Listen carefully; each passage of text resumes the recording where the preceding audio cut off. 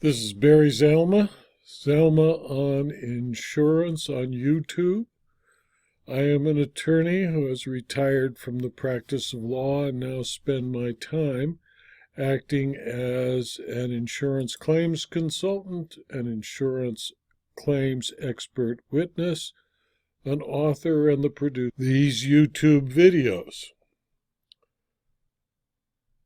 Insurance agents and brokers are different types of people. In California, for instance, an agent is described as a person who transacts insurance on behalf of an insurer, while a broker is described as a person who transacts insurance with but not on behalf of an insurer. Therefore, the broker is really the representative of the insured and not the insurer.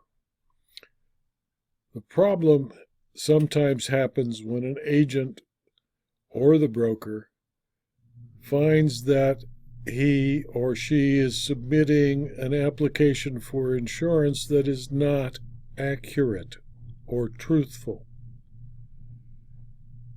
In Century Surety Company versus Crosby Insurance, an insurance broker found himself in trouble and a defendant because of California's rescission statutes, which some consider to be draconian, in that any misrepresentation or concealment of a material fact, whether intentional or accidental, is sufficient to allow an insurer to rescind a policy.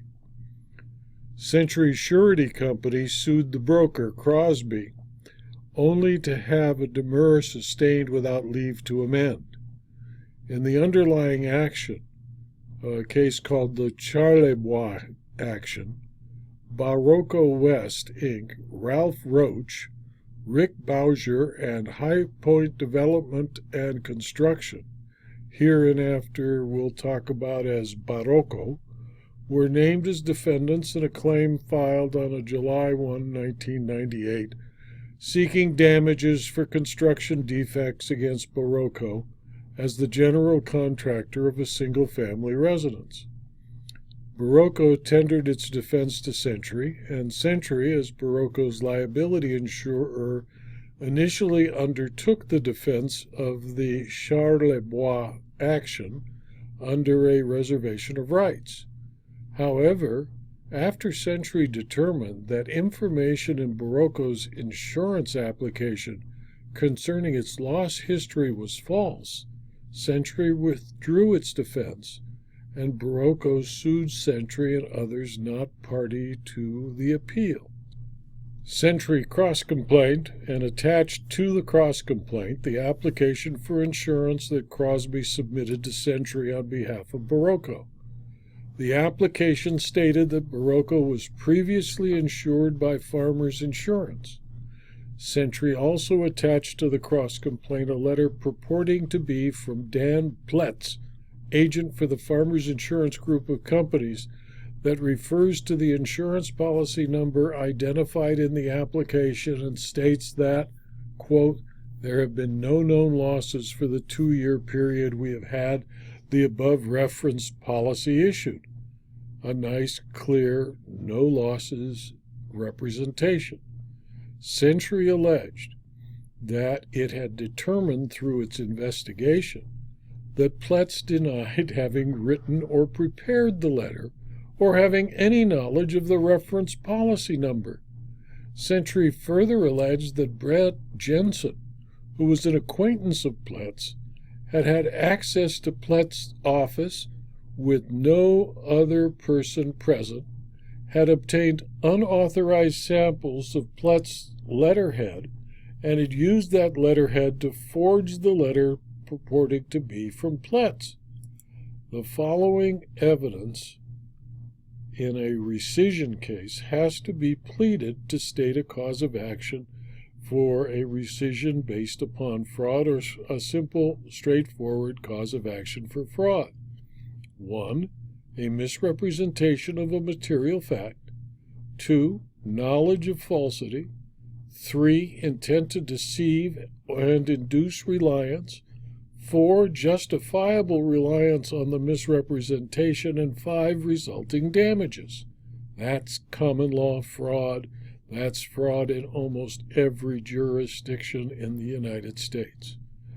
Where Century's second amended cross-complaint alleged that the plaintiff's actual insurance application was attached to the cross-complaint, the application clearly included a false written statement regarding the plaintiff's loss history, and Crosby had made the false written statement, the cross-complaint alleged, a misrepresentation of material facts, since to any insurance underwriter, a loss history is material, and a no-loss history is very material, especially when the statement of those losses is based upon a forged document. It would be unreasonable, if not a perverse result, if the law allowed an insurer no remedy against a broker who has, as was alleged in the cross-complaint, actively forged documents to support an insurance application. One who willfully deceives another with intent to induce him to alter his position to his injury or risk is liable for any damage which he thereby suffers. California courts have made clear that the right of rescission established in the insurance code is not an insurer's exclusive remedy against an insured. The specification in the insurance code of circumstances under which a party to an insurance contract may rescind does not mean that rescission in any such case is the insurer's exclusive remedy. The cross-complaint pleaded reliance on the application and resulting damages. Thus, the cross-complaint pleaded all the necessary elements to establish a cause of action for negligence and a cause of action for fraud. The California Court of Appeal concluded that for policy reasons, it must support imposing a duty on insurance brokers to exercise reasonable care in preparing insurance applications under the facts alleged in the cross-complaint. The court emphasized that its holding should not be construed as treating an insurance broker as a guarantor of information in an insurance application, or as imposing a duty on a broker to independently investigate information provided by the insured. However, when the broker knows of actual misstatements, the broker may be held liable for transmitting those misrepresentations in an insurance application, knowing the insurer will reasonably rely on them. This case should teach every insurance broker that before an application for insurance is submitted to an insurer, the broker must, to protect its own pecuniary interest, if for no other reason, do the following. 1. Have the insured read each question on the application and answer them. 2. If the insured does not understand, the broker must be certain to read each question to the insured in a language the insured understands and only use the insured's answer. 3. Have the insured sign the application. Do not put your own signature as the representative of the insured unless you are confident in the correct answers. 4.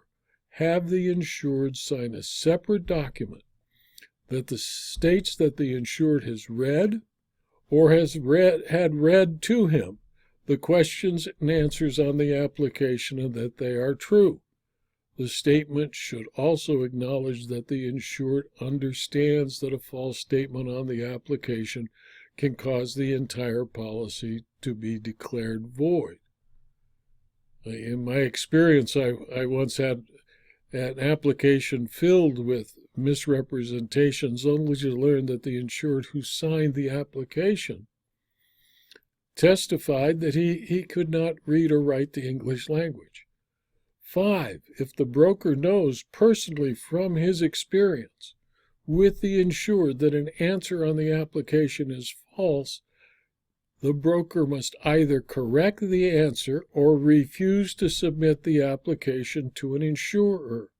And 6, make a log note that the broker had the conversation with the insured and that the broker verified to his interest and intent that the statements on the application were the statements of the insured. This video was adapted from my book, Rescission of Insurance, 2nd edition, available as both a Kindle book and as a paperback from Amazon.com. You can also reference it by going to my website, Zalma.com, and clicking on the link for the insurance claims library. If you found this video to be interesting or useful to you in your practice, please subscribe to my YouTube channel. Thank you for your attention.